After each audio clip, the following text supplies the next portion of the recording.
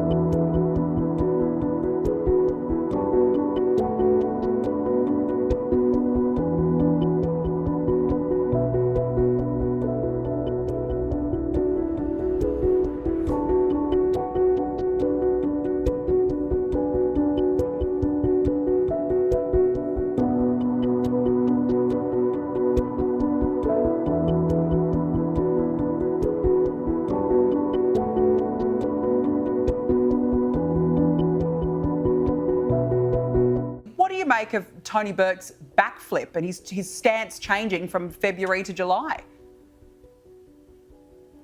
Well, his remarks in the last couple of days have been fairly inscrutable and difficult to understand because he's referred to the Creative Australia report, which, according to Tony Burke, justifies this reversal and speaks about a new body of evidence coming to light that shows that this work wasn't intended to glorify terrorism. But when you actually read through the report, it doesn't say anything of the sort. It talks about processes and the need to do things a little bit better and so forth. But in terms of the art itself and how it's interpreted and whether it accords with Australian values and whether he should have been nominated in the first place to represent Australia, it doesn't say anything about that. So the fact that he's now been given this lavish apology, reinstated, it's a great victory not only to the artist himself, who appears to be of dubious character and integrity given the nature of his works, but also to people that revel in this sort of thing, that believe that the arts should be going more and more in a particular ideological direction. And I think it's a blight on our Australian culture.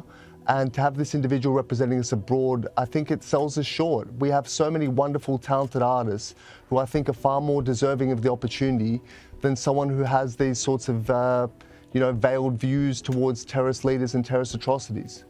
Yeah, and we've also learnt from the Home Affairs Minister that rapper Kanye West's visa to Australia has been cancelled following the release of his song Heil Hitler. Look, I mean, I don't like Kanye West. I think his views are absolutely abhorrent, but I just can't help, Alex, but question the timing in this. You've got a changed decision of this artist, and suddenly Tony Burke's talking about Kanye West, who's got no intention of visiting Australia anytime soon and has no tours planned, no music plan here.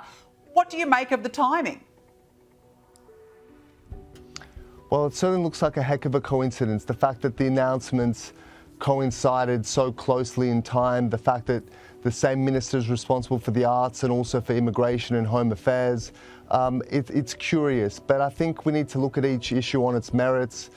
With Kanye West, I think for a long period of time, he did immense harm to the Jewish community. And I think a lot of the things that we're seeing around the world in terms of the outpouring of propaganda, the demonization of Jews, particularly in the music industry, as we just saw at Glastonbury, I think it can be very closely connected to what Kanye West started a little while ago. Back in May, after the murder of 2 Jewish people outside the Jewish Museum in Washington, D.C., he posted fairly cryptically on social media that he's now done with anti-Semitism and that he wants love towards everybody. He's going to have to do more than that, because I think he's so far degraded his own reputation and revealed his character to be so malignant and unstable through the things that he said and done. I think there need to be consequences. But again, Danique, I take your point. The fact that this was twinned effectively with the Biennale announcement, there's something a little bit dubious about it. Yeah, it's once again Labor walking both sides of the street on this issue, and that's just, it's something that we've seen time and time again from Labor since October 7, 2023. Before we let you go, Alex, Hamas is reportedly considering a 60-day Gaza ceasefire proposal, which President Donald Trump says Israel has backed. Hamas, we know, have been flip-flopping time and time again, can't be trusted. What do you think the likelihood of this going ahead is? Look, they're a highly unpredictable actor. You know, their whole ideology is based on death. Their whole calculus of propaganda and political victory is based on more death and more suffering to keep the political pressure and the economic pressure and isolation on Israel.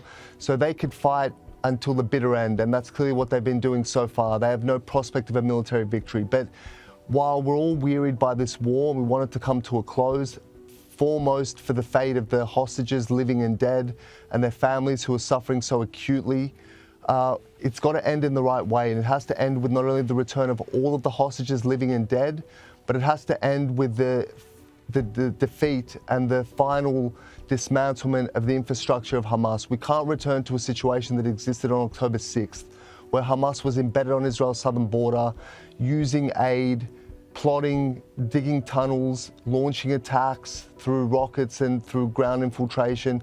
We can't go back to a situation where Israelis are endangered again and the wars revive a few years down the track. So much has been sacrificed. This war has to be the final war with Hamas. Absolutely, fingers crossed. Alex Rivchin, thank you very much for joining me on the show this evening. Really appreciate it.